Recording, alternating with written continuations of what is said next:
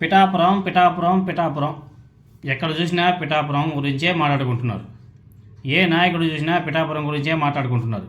ఎందుకంటే అక్కడ ఎస్విఎస్ఎన్ వర్మ గారు చేసేటువంటి పనులు చూస్తుంటే జనసేన పార్టీకి కాలని చోట కాలుతుంది. ఎందుకంటే గతంలో పిఠాపురంలో జనసేన పార్టీ ఆవిర్భావ సభ, ఆ నియోజకవర్గ తెలుగుదేశం పార్టీ ఇన్ఛార్జ్ ఎస్విఎస్ఎన్ వర్మలో తీవ్ర అసంతృప్తిని కూడా తగిల్చింది. అతను ఎప్పుడూ ఒక మాట అనేవాడు, తనను గౌరవించకపోయినా పెద్దగా పట్టించుకునేవాడిని కాదు, కానీ లక్షలాది మంది చూస్తుండగా డిప్యూటీ సీఎం పవన్ కళ్యాణ్ సొంత అన్న, జనసేన పార్టీలో కీలక నాయకుడు, ఇప్పుడు ఎమ్మెల్సీగా ఉన్నటువంటి నాగబాబు గారు తీవ్రంగా అవమానించడాన్ని ఆయన జీర్ణించుకోలేకపోతున్నాడు వర్మ గారు. పవన్ కళ్యాణ్ గెలిపించింది తామే అని ఎవరైనా అనుకుంటే అది వాళ్ళ కర్మ అని చెప్పేసి నాగబాబు గారు చెప్పినటువంటి ఆ క్షణమే పవన్ కళ్యాణ్ అంతు చూడాలని చెప్పేసి వర్మ గారు డిసైడ్ అయ్యాడని చెప్పేసి తెలుస్తుంది. ఆ నేపథ్యంలోనే పవన్ కళ్యాణ్ని వర్మ గారు వ్యూహాత్మకంగా టార్గెట్ చేస్తూ వస్తున్నాడు. పిఠాపురాన్ని అక్కడి నుంచి ప్రాతినిధ్యం వహిస్తున్నటువంటి పవన్ కళ్యాణ్ గాలికి వదిలేశారని చెప్పేసి సంకేతాలని జనంలోకి పంపి తద్వారా అప్రతిష్ట పాలు చేయాలనేసి వర్మ గారు తెలివిగా నడుచుకుంటున్నాడు. దానికి తోడు ఒక 2-3 రోజుల క్రితం ఒక వీడియో వైరల్ అయింది. ఒక మహిళ వర్మ గారిని ఉద్దేశించి, వచ్చే ఎన్నికల్లో నువ్వే పోటీ చేయవయ్యా బాబు అనేసి మాట్లాడుతుంది. దానికి ఆయన సైలెంట్గా హా హా హా అనేసి సైలెంట్గా వెళ్ళిపోవడం జరిగింది. అంటే పిఠాపురం ప్రజలకి వర్మ గారు కావాలి, వర్మ గారు పోటీ చేయాలి. పోయిన ఎన్నికల్లో పవన్ కళ్యాణ్ పోటీ చేస్తానంటే చంద్రబాబు నాయుడు గారు ఏదో విధంగా వర్మ గారిని నచ్చజెప్పి పక్కన కూర్చోబెట్టాడు. కానీ ఇప్పటి వరకు వర్మ గారికి ఎటువంటి పదవి కూడా ఇవ్వలేదు చంద్రబాబు నాయుడు గారు. అది పక్కన పెడితే పిఠాపురం నియోజకవర్గంలో పారిశుద్ధ్యం అధ్వానంగా ఉందనేసి వర్మ గారు ఒక వీడియోని కూడా షేర్ చేశారు.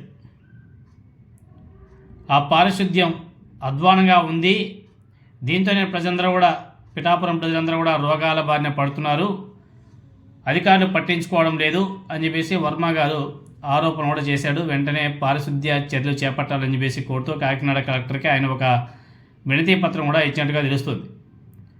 పేరుకు అధికారులు పట్టించుకోలేదని చెప్పేసి వర్మ గారు విమర్శించినప్పటికీ ఆయన టార్గెట్ చేస్తుంది తమనే అని చెప్పేసి పిఠాపురం జనసేన పార్టీ నాయకులు చాలా కోపంగా ఉన్నారంట.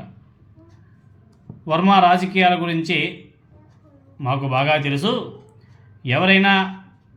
ఎవరినైనా టార్గెట్ చేయాలంటే ఆయన ఈ రకంగా చేస్తారనేసి జనసేన పార్టీ నేతలు కూడా విమర్శ కూడా చేస్తున్నారు. ఇప్పుడు జనసేన పార్టీ వాళ్ళు వర్మ గారిని టార్గెట్ చేశారు పిఠాపురం నియోజకవర్గం.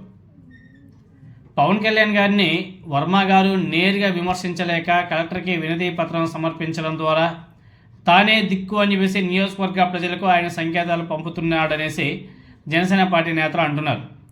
తాము కూడా వర్మకి తగిన రీతిలో కౌంటర్ ఇస్తాం అని చెప్పేసి వాళ్ళు కూడా హెచ్చరికలు ఇస్తున్నారు.